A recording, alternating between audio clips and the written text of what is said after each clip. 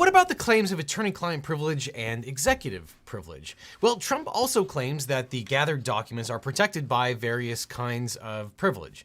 He wrote in some sort of tweet-like thing, "Oh great, it has just been learned that the FBI in its now famous raid of Mar-a-Lago took boxes of privileged attorney-client material and also executive privilege material, which they knowingly should not have taken. By copy of this truth, I respectfully request that these documents be immediately returned to the location from which they were taken. Thank you!" exclamation point. So let's say you have a friend sitting in on a meeting with your lawyer, or you CC your dad on an email to your lawyer. Well, you have then waived the attorney-client privilege. And when can that privilege be raised? Well, when someone makes a legal demand for things that involve communications between a lawyer and a client. This could be made through a discovery request during litigation, or through a subpoena for documents served on a lawyer, or it could be made by someone requesting that a lawyer testify under oath. The client is the person who is said to hold the privilege. That means that the client can waive the attorney-client privilege as a defense, but a lawyer cannot waive the privilege without the client's consent. And the person claiming privilege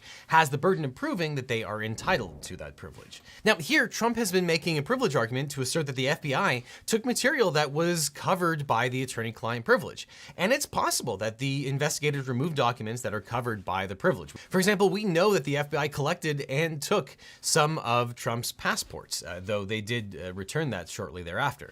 And that's because when officers execute a search warrant, they don't read every page of every document that they find. That could take days or even months or years. Instead, they quickly identify material that fits within the warrant specifics and then remove it. Then a team of lawyers and investigators go through the material in detail. The Wall Street Journal reported that the DOJ has already set up a filter team, also known as a taint team, to review the seized materials before they are viewed by investigators to determine whether any of those documents are indeed protected by attorney-client privilege. Now, attorney-client privilege is tricky when you're talking about advice that the president received as president.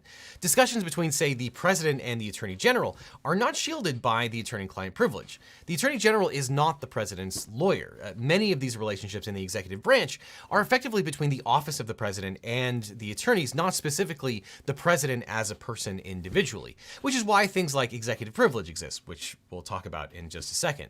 But by the same token, presidents do hire lawyers in their individual capacity, and that's when attorney-client privilege would attach. Think Clinton during the Lewinsky scandal, or Trump and Giuliani. I mean, I guess. Did we ever figure out if he was actually Trump's individual attorney? We'll have to get back to that. But anyway, attorney-client privilege would attach to those communications between the individual who is the president and their individual lawyer. And also the work product doctrine would protect documents created in those relationships. But if some of the documents are covered by the attorney-client privilege, one would assume that that is mutually exclusive to those documents belonging to the government and needing to return to the government as well. But in a weird twist, it's the exact opposite for the other privilege that Trump asserts. Trump also asserts executive privilege over the taken documents. He seems to believe that all of the records taken during the search were inappropriately removed on the basis of executive privilege. Apparently, Trump's theory of executive privilege is everything I want to keep secret is therefore secret in perpetuity forever, but that has never matched what the law says. Most legal scholars conclude that since the privilege of executive privilege attaches to the office of the presidency rather than the person who is occupying that office, a current president can decide whether his predecessors can invoke executive privilege or not. A former president might be able to assert executive privilege, but it would be up to the current president to uphold that assertion or not. The DOJ would probably argue that even if some of the documents seized because of the warrant are covered by executive privilege, all the documents are legally property of the government. But since executive privilege attaches to the executive branch documents, and specifically the current office holder of the President of the United States, it seems like if Trump possesses any executive privilege documents, then Trump necessarily is in violation of the statutes that we've talked about. In other words, if executive privilege is in play, which it doesn't seem like it should be because Trump isn't in office anymore, it seems like Trump shouldn't have any of those documents. So claims of executive privilege might actually be a confession. We did what we came here to do. Generally, former presidents do not have a right to keep documents secret or take them home from the White House because of executive privilege.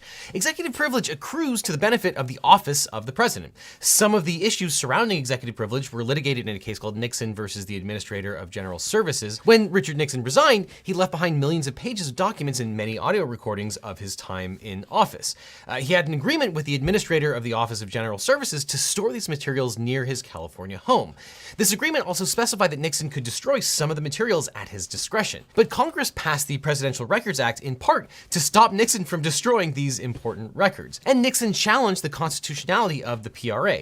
The Supreme Court, however, upheld the act. The court held that it was constitutional to give custody of the materials to officials who worked in the executive branch, and that these materials could only be released if that action was not barred by some applicable executive privilege. Now, with respect to executive privilege, the Supreme Court rejected Nixon's claim that presidential privilege barred archivists from scrutinizing the materials. Nixon raised First Amendment and privacy concerns about what was in the materials from his presidency, but the court held that the intrusions into Nixon's private life were minimal, and any intrusion was outweighed by a clear public interest in preserving materials for legitimate historical and governmental purposes. Now, here, Trump seems to be asserting executive privilege over the materials that were stored in Mar-a-Lago. But Trump probably doesn't have a right to claim executive privilege as an ex-president. That privilege is held by the current president, per Nixon versus GSA. In that Nixon case, the Supreme Court held that, quote, executive privilege is not for the benefit of the president as an individual, but for the benefit of the republic. The Supreme Court recognized, quote, the presumptive confidentiality of presidential communications as a qualified privilege. That privilege is necessary because a president, quote, and those who assist him must be free to explore alternatives in the process of shaping policies and making decisions, and to do so in a way many would be unwilling to express except privately. The court concluded that executive privilege could hypothetically be asserted by a former president, but only as to materials whose content falls within the scope of, quote, communications in performance of a president's responsibilities of his office and made in the process of shaping policies and making decisions. So far, no former president has been able to meet this standard, since it emphasizes the materials had to have been made while the person was president, in the process of making presidential decisions. And the same principle applies to materials created before the president is sworn in as president. Trump's allies tried to enlarge the scope of executive privilege so that it applied to the president-elect. But at least a district court ruling said that executive privilege may not be asserted by a president-elect over communications made before he takes office. So with a background on Trump's defenses